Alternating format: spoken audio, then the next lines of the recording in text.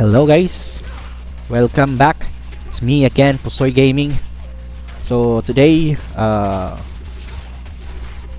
gamit natin ngayon itong ano natin, dual dagger. Naka dual dagger tayo guys. Pinapalevel natin itong dual dagger natin. So hindi muna tayo mag battle shield, tapos na tayo doon. Ano na yun makunat na magpalevel.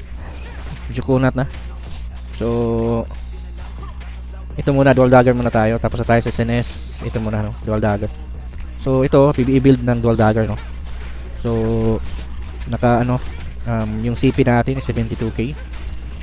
So ang skill na gamit ko AOE pa rin, AOE. Lahat AOE ito. So yun, mas maganda yung maganda yung AOE ng dual dagger kasi makukuha mo talaga nung sino yung niya, tawag doon, ma-hit niya ng makuha talaga, attack talaga sa iyo 'yun. Saka tataas yung yung XP ng mo dito, yung armor mastery mo. So, so ito yung weapon traits na ginamit ko, guys. Level 75 pa tayo, So ito lang kinuha ko, ito importante ito, Ito ang kinuha ko. Tapos ito para sa sa brand niya, mayroon kasi itong receive physical damage over time, damage received increase plus 10%, Yan yung kinuha ko. Tapos ito din, poison, naka poison tayo guys. Poison build tayo. Ito ang kinuha ko ito lang hanggang evasion. Ito kinuha ko rin to. Tapos ito hanggang dito lang para sa poison natin, So wala na akong kinuha dito. So kung mataas na yung level natin, siguro makakuha na natin ng isa dito.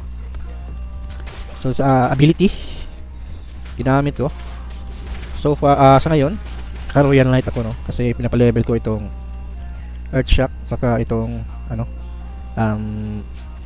defensive stance ng pinapa-level ko to.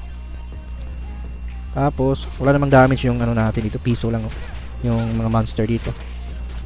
So nag quick heal ako guys sa ability natin. Explain ko quick heal versus leech, maganda yung leech sa mga range kasi range kasi sila kung melee ka, naka-activate na yung leech mo, tapos tumakbo pa sa mobs kaya maubos yung oras mo, ang oras ng leech, yung niya, ubos na, hindi ka pa nakahit ng ng monster. So although range siya, pero hindi ka pa nakahit, so wala di kwenta. So mas mabuti na lang ito yung quick heal kasi matik, kahit kahit nakatakbo ka, hindi ka nakahit ng monster, magi-heal ka talaga. Kaya yung ko, pwede naman ako dito ito yung ability na ginamit ko. Pwede ako mag-venom. Yan. Pwede tayo mag-venom dito guys. Wala naman silang damage sa atin. Kunti lang yung damage nila. So walang problema kasi tayo. May quick heal tayo. Pwede din ako dito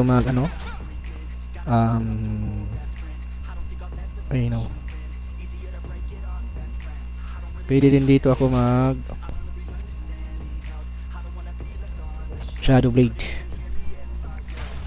So wala din silang damage sa atin, So yung build natin same pa din, Ito pa rin. Ito area. So yun guys, Ito yung build natin sa sa dual dagger. Naka-area pa rin tayo. Pag naman, solo monster lang, poison pa rin tayo guys, Ito rin man yung build ko. Royal Knight or Shadow Blade or Venom ang ko. So yun, So yan yung gamit ko guys, mga ability. Hindi ako nag-hunter kasi more on ako sa Royal Knight. Ini-invest ko yung natin, itong mga scroll natin, ini-invest ko dun sa Royal Knight,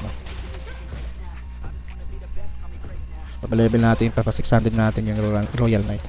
So pwede naman kayo mag-paladin, pero hindi ko suggested yung paladin, Okay yung paladin pag 600 na kasi may recovery na siya. So kung paladin ka, i-set mo talaga yung HP mo sa 20%, no? Dito. Set mo talaga sa 20% tapos wala kang recovery. Potion lang.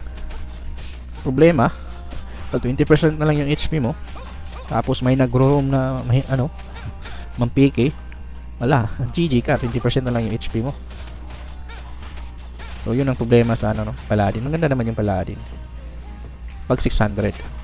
Pag 600 yung Paladin, maganda talaga. No, pag 600 yung Paladin. So, no, level 88 yung monster natin. Tapos level 75 tayo. So mabilis lang tayo mag-clear dito, no.